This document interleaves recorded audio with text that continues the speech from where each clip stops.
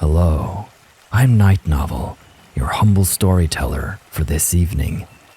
Welcome back to 𝐏𝐚𝐥𝐞 𝐂𝐚𝐜, where it's a new day, and it's a day that hopefully won't end as darkly as the other one did. Cool, crisp droplets coursed down Esther's cheeks. A light breeze gently brushed past her face, turning the streaks of water into refreshingly cold trails that made her skin tingle.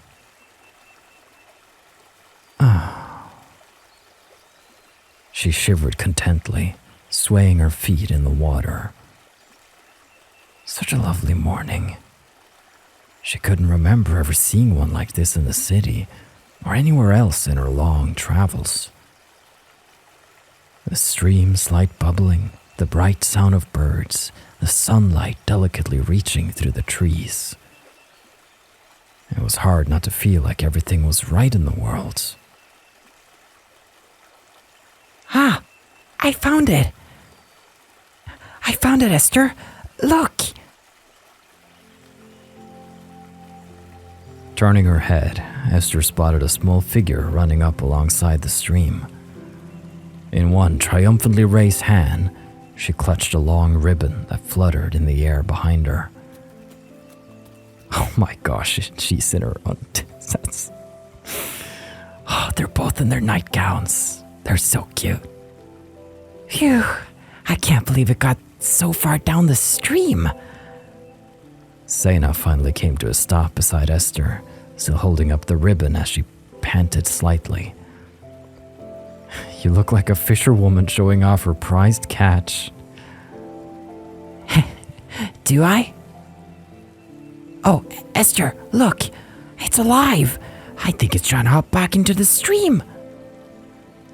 As the wind made her ribbon flutter and ripple, 𝐶𝐚𝐜 gasped, holding on with both hands like it was about to pull her into the water. Oh no!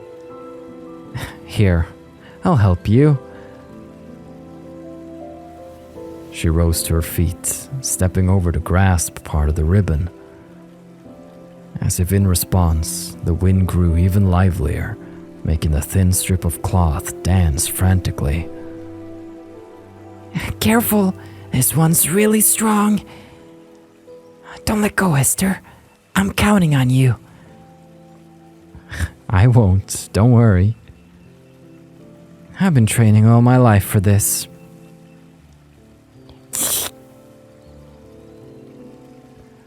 The next moment, they both broke into a quiet fit of giggling, unable to stay serious any longer. You two are pretty cute. Oh, it's a beautiful day, just what I ordered. No spooks today, okay? That's what I'm saying, not a single spook. It had been a few weeks now. Oh, a few weeks? Since Esther had first arrived at the manor. The days seemed to fly by so quickly that she could barely keep track. Between working and playing together with 𝐶𝐚𝐜, every hour always felt well spent, without a single gap for boredom to seep into. Since she'd gotten so caught up in their new routine, however, Esther hadn't spent nearly as much time researching as she needed to. In fact, the only thing she'd done was skim over a few shelves, and the incomprehensible writing she found often left her disheartened. And after finishing her daily chores with 𝐶𝐚𝐜, she usually felt too tired to spend much time researching, but it was a pleasant tiredness, not the fatigue of those long, bedridden days she'd often had before. I'm so glad for you. Earlier that morning, after they'd had their morning tea together, 𝐶𝐚𝐜 had told her of the day's plans. First, they'd wash their clothes, then gather some flowers and herbs outside the manor grounds before heading off to the cemetery. It felt strange at first to wear her nightgown into the forest, but Esther soon forgot about it. She was looking forward to having fresh, clean clothes again, and the stream's clear waters easily carried away all the dirt. Of course, they carried away one of 𝐶𝐚𝐜's ribbons too, but luckily it now lay clasped between their fingers again. After they changed back into their dry clothes, the two girls set off towards the flower patch with their baskets. Slowly but surely, Esther had started growing more at ease in the deep forest. She no longer felt haunted by the anxious, wary feeling from when she'd first journeyed here, and the woods had seemed so daunting and unknowable. Of course, she didn't understand them half as well as 𝐶𝐸𝐻, and a part of her doubted that she ever would. But at least the towering trees no longer felt quite as lonely in their vastness. Well, that's progress, girl. That's what we're all about here. Small steps. Soon, they reached the flower patch, its many blooms glimmering beneath the sun's radiance. It felt so warm and pleasant that Esther felt a strong desire to simply bask in it all. Which is a good pun because you're holding a basket. I see that smirk of yours. Unable to resist the urge, she lowered herself down, sprawling out amidst the flowers like a contented cat.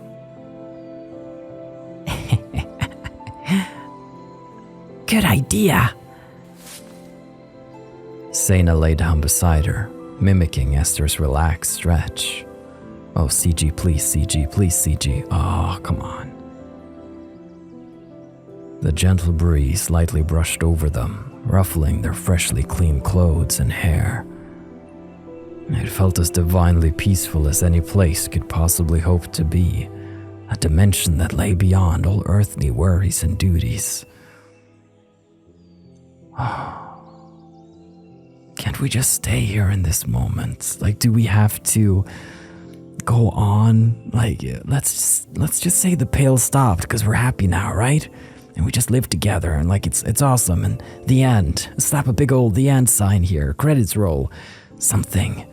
Anything. We must continue. For a long, euphoric moment, it seemed like every ounce of weight had lifted from Esther's body, and she was nothing more than a fragment of sunlight in the sky. Esther? After a few minutes, or perhaps many, 𝐶𝐸𝐻's voice drifted out of the unhurried silence. I was wondering, could you tell me more about the city? What your life is like there, I mean. My question caught Esther off guard. It pulled her back from her airy, dreamlike thoughts, tethering her to reality again. Since she'd started living with 𝐶𝐸𝐻, most of their conversations had been light and topical, and if anything, 𝐶𝐸𝐻 had actually avoided asking about the city. But once her initial surprise had faded, she found a reply rising to her mind with unusual ease. Perhaps a part of her wanted to share more of her life with 𝐶𝐸𝐻.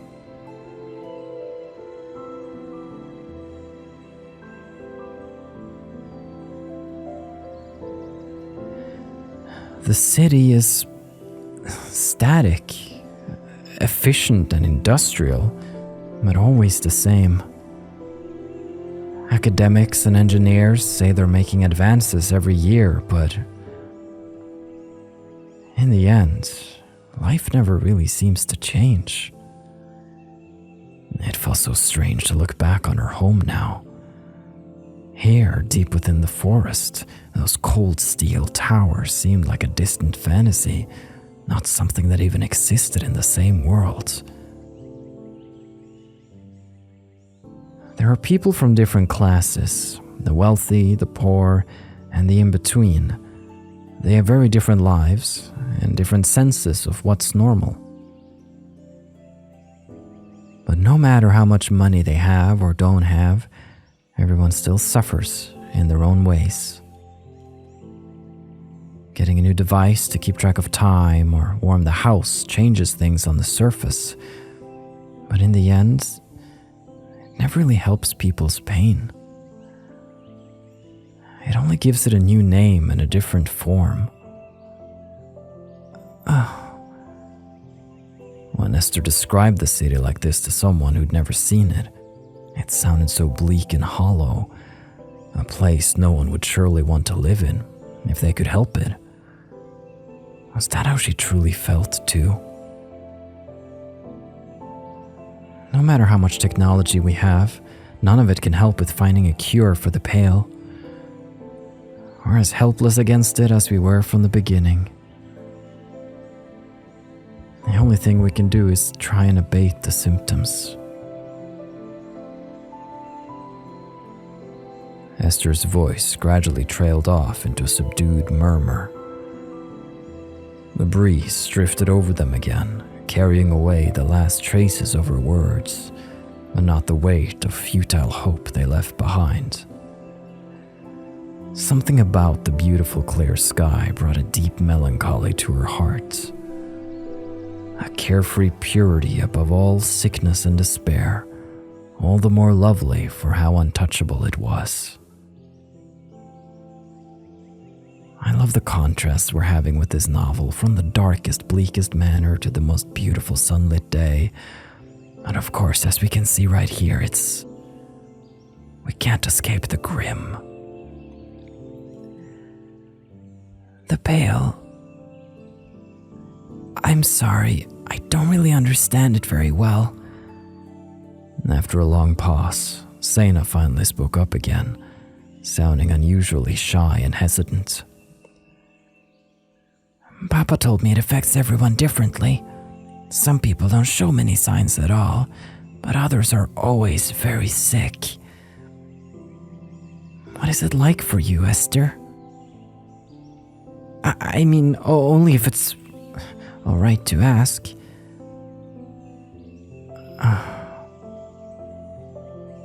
Though 𝐶𝐸𝐻 hastily reassured her, Esther realized she didn't want to stay silent like she normally did when asked such a question.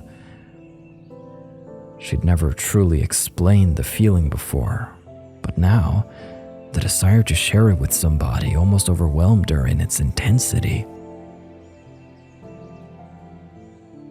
The pale came to me around 4 years ago. A few months after, I lost a tournament, one that was very important to me.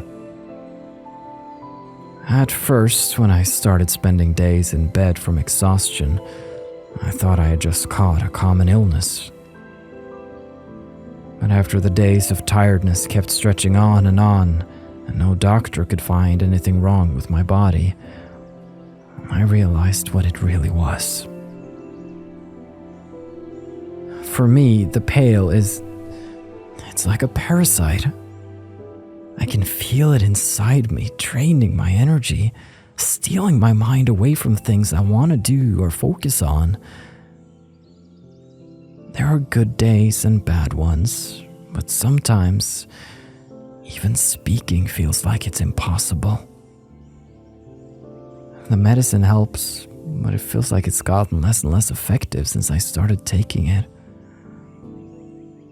Her fingers drifted to the small puncture spot beneath her sleeve, where the flesh had grown slightly discolored and permanently tender. Since she'd started injecting herself, Esther always wore long sleeves to hide the mark, even when it grew warm outside. Back when I was studying at the academy, I struggled with the pale for my last 3 years. The teachers who had mentored me, the ones who'd always doted on me, I saw them pull away when they realized I couldn't accomplish anything anymore. Even my friends there started separating from me, thinking I was somebody who would only drag them down. My results slipped more and more, and by the time I finished, I'd lost any chance of becoming the researcher I dreamed of being. I didn't want to go back and study more or start an apprenticeship for another trade that I would only fail at. My parents kept telling me that I should settle for simple work or find someone who'd support me, but I hated both of those ideas. I wanted to make my own life. I promised them I'd find a cure for myself within a year, or at least something that would help my symptoms more than the medicine did. But even though I searched far and wide, and met many different people, and saw many kinds of advanced medicine, nothing worked for me. As she spoke, her mind flitted back to her many travels. The odd jobs she'd worked, the fascinating books she'd found in old libraries, the doctors and shamans who came from such varied walks of life, and how restless she felt now, looking back on those times. Every time I thought I found something, and I started latching onto hope for a cure, it always ended up as another empty promise. And now, the year I've given myself is almost over. I could keep searching, but I don't have the will to continue after so much failure, finished a thought in her head. Something she couldn't bring herself to say aloud. I need to go back home. I don't want to abandon my parents, and I can't keep wandering forever. I had my chance, and if I failed, then I have to move on. Esther did her very best to make her voice sound firm and resolute, but she couldn't keep a note of sorrow from sinking in at the end. No matter how hard she tried to tell herself otherwise, the prospect of returning home filled her with dread. So the rumor about Papa's research, that was your last hope? Yes. When 𝘓𝘓 finally questioned her after a long pause, Esther bit her lower lip briefly. I don't want to go back to my parents empty-handed. I don't want to tell them I lost.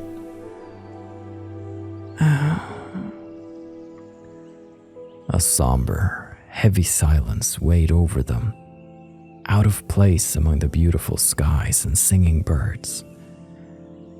Esther felt guilty for sharing such dark thoughts with her friend, but at the same time, it lessened her burden a little when she voiced them, no matter how hopeless the situation was.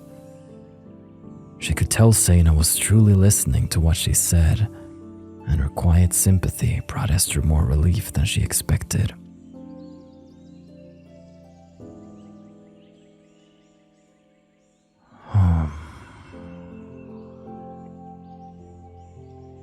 Esther, whether or not you find something in Papa's research, you haven't lost at all. Rising up into a sitting position, 𝘓𝘓 hugged her knees to her chest, gazing intently down at Esther.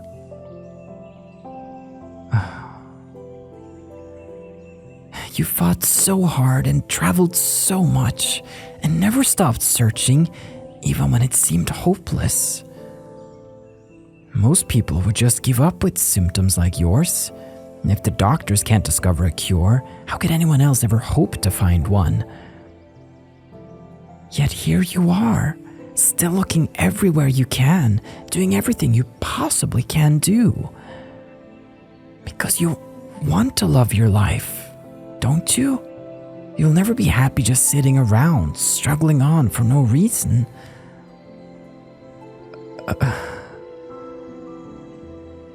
After her firm, gently chiding words, a smile started to soften 𝘓𝘓's features.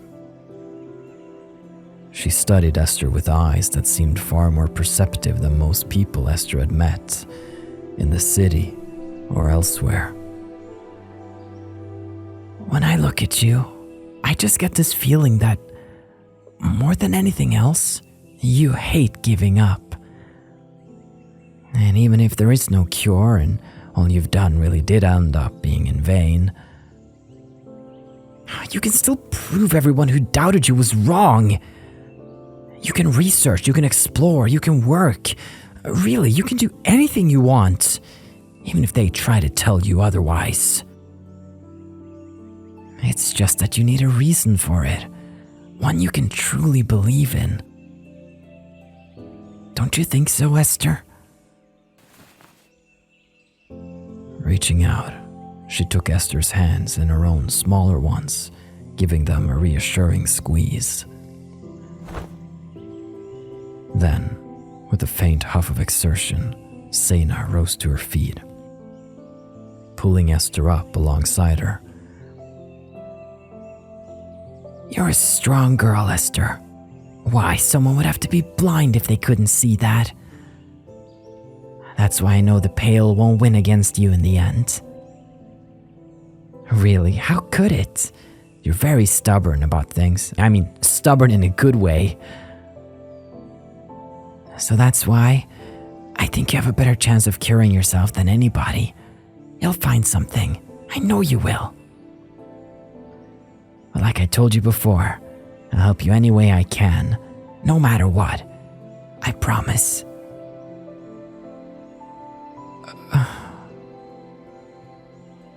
Maybe it was a light, cheerfully confident way 𝐶𝐚 reassured her, or perhaps Esther had just always wished she could hear those words. Whatever the reason, it felt like she was speaking the truth. Unlike the empty optimism that so many people passed around, 𝐶𝐚 always seemed to genuinely believe in what she was saying. It made it that much easier for Esther to believe her too, at least in parts, if not yet fully. You're too kind to me, 𝐶𝐚. Oh, that's a silly thing to say. How could anyone ever be too kind? Very easily. I don't think I believe you. Besides, it's not kindness. I'm just telling the truth, that's all.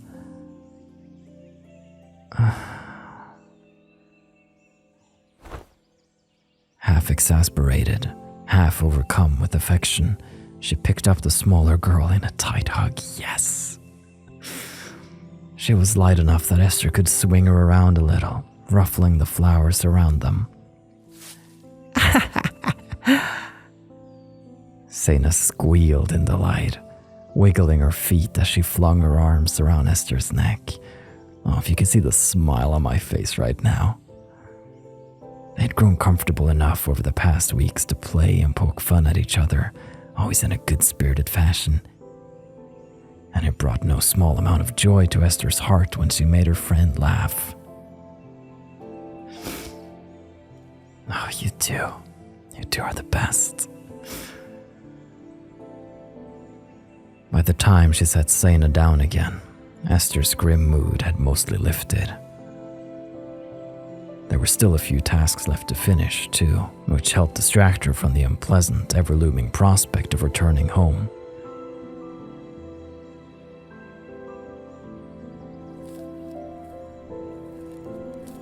After they'd each pick a large basket full of flowers, she followed 𝐶𝐚 to the cemetery, where they set about adorning all the graves.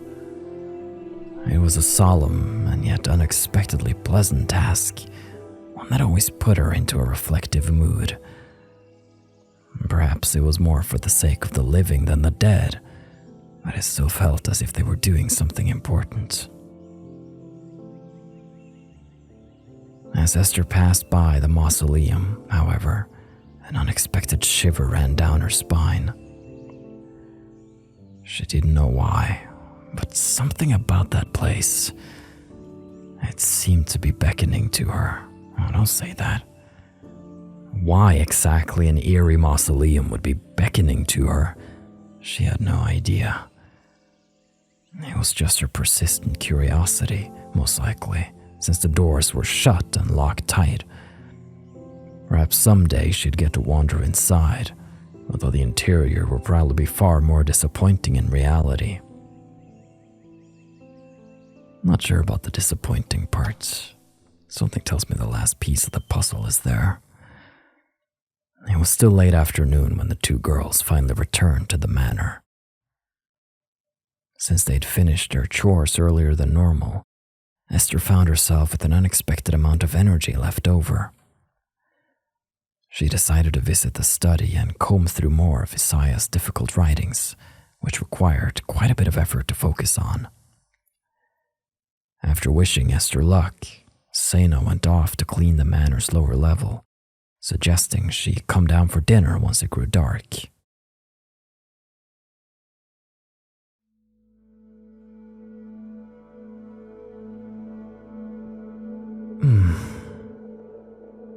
Despite the relatively short time she'd spent in the study over the past few weeks, its unusual atmosphere bothered her less than before. The lonely, dusty feeling hanging over the room was almost comforting in a way. Though now that she knew about Isaiah's disappearance, something about it still set her on edge. Where is this going to go? After going through the dusty tomes for a while, Esther managed to roughly work out the next era of Isaiah's writings. Chronologically, they'd moved next to another shelf full of writings on spirits and metaphysical research. He'd collected an impressive amount of very old books, fragile to the point that Esther feared they might crumble in her hands. After shuffling through a few uninteresting entries, she stumbled upon another one that mentioned 𝐂𝐚. Lifting it up to the light, she curiously began to read.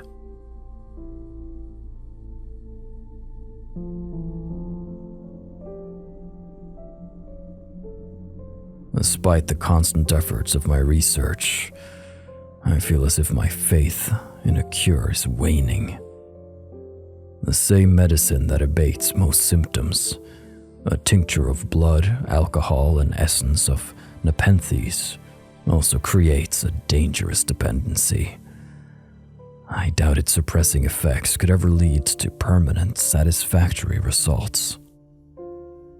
Attempting to study the pale symptoms, either on myself or records of past victims, is a bitter struggle. Even within one person, they are painfully elusive and volatile. While some sufferers live relatively normal lives, others are so crippled by fatigue that they can barely function. Many individuals, if not most, seem to move between these two states with surprising regularity. Then, even more bafflingly, there are cases where the sickness miraculously disappears. Their normal iris color returns, and the patient's lethargy vanishes. Of course, this rarely occurs overnight. In most occurrences, it takes years for such a change to happen, and often coincides with strange, unique events in the individual's life. All of this apparent randomness frustrates me to no end, and no prior researcher has ever been able to trace the common thread between those who are cured. Foolish as it is, I cannot help but question whether something beyond a mere biological affliction lies at the heart of this disease. I find myself returning again and again to the metaphysical, and in particular, the numerous incarnations of those unknowable entities, the 𝘓𝘓𝘨𝑒𝑡ℎ. A particular strain of them, known as the 𝘓𝑟𝑎𝑝ℒ by most, appear in my literature with various fearful mentions.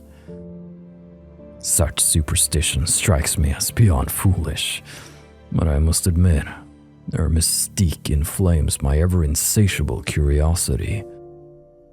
I know this line of research will inevitably end in further disappointment, but for now, at least, it preoccupies my mind in place of other burdens. Like the matter of this troublesome child, of course. She was to have her mother's name originally, but I am not so cruel as to let that curse remain with her. Thus, I have given the girl a new name, 𝐂𝐚. Something about the sound of it matches the blinding sparkle of her oppressively endless energy. Children are such baffling creatures, truly. I had forgotten just how innocently every life begins its journey. even those who one day become the most irredeemable of corrupted souls.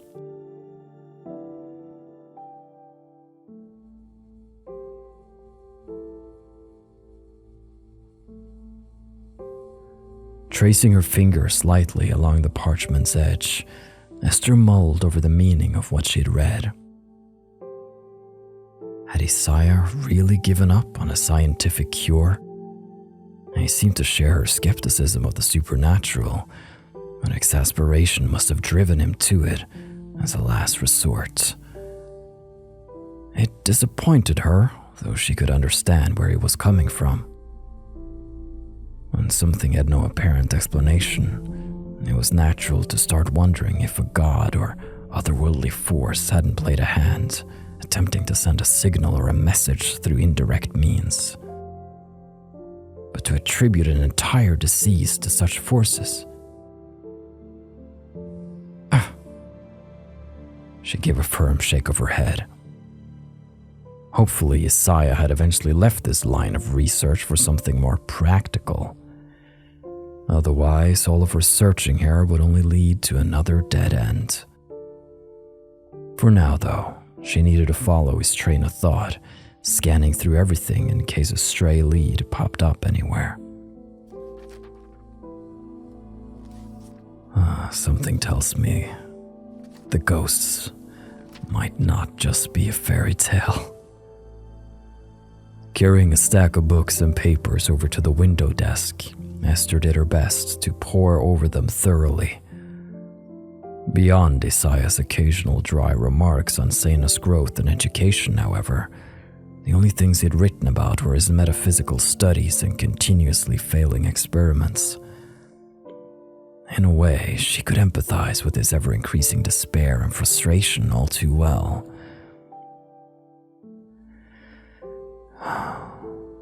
When it finally grew too dark to read and her focus began waning alongside the sunlight, Esther remembered St.'s suggestion.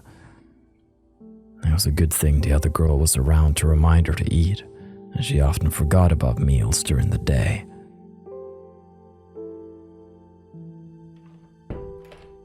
I'm glad she's here for you. Putting away her books, she hurried downstairs, where Sena had just finished cleaning the parlor. Over a meal of delicious quinoa curry, Esther shared her findings with her friend, who listened intently to every word. After a thoughtful pause, Sena agreed with Esther's belief that her father's supernatural studies likely never led him anywhere. And yet, despite her words, she seemed more hesitant than usual. Perhaps she knew something Esther didn't. If it was anything concrete, though, surely she would have shared it instead of keeping quiet. Though, naturally, there was nothing concrete about the supernatural to begin with. What is it that she knows? What is it that she's seen? Sena's holding something back.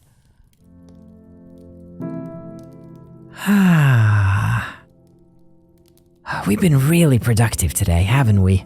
Laundry, gardening, tending the graves, cleaning, researching. Isn't it nice? I always feel so lovely after a good day of work. It does feel nice. I didn't have many of these days back when I lived in the city. Oh, well, that makes sense. If you barely have the energy to move, of course you can't do much that day. I'm sure being stuck in bed only makes you feel worse. She seemed to understand Esther easily and more quickly than expected. No doubt because she'd seen her father in the same state before. I haven't had to worry about it since I came here. Maybe it's the fresh air. She offered a casual shrug, but deep down, she felt thoroughly grateful for the reprieve. Over the course of a few weeks in the city, she would have had long periods of nearly catatonic fatigue, stretching up to 3 or 4 days at a time. However, since she'd arrived at the manor, Esther hadn't experienced a single one of those debilitating days. It almost seemed too good to be true. Well, whatever it is, I'm so happy that you felt better here. You looked a lot worse when you first arrived, but since then you really seem different somehow. It's hard to describe. Brighter, maybe? More engaged? Less boring to be around, you mean? That is definitely not what I meant. I wouldn't be offended if you just said it. You were never boring, so I'm not going to say it. You are a real jester now, though, apparently. Does that make you the queen? Yes, the queen of flowers, potatoes, and lentils, probably. Do most queens eat their subjects? Listen, they're quite happy to serve, and to be served, I hope.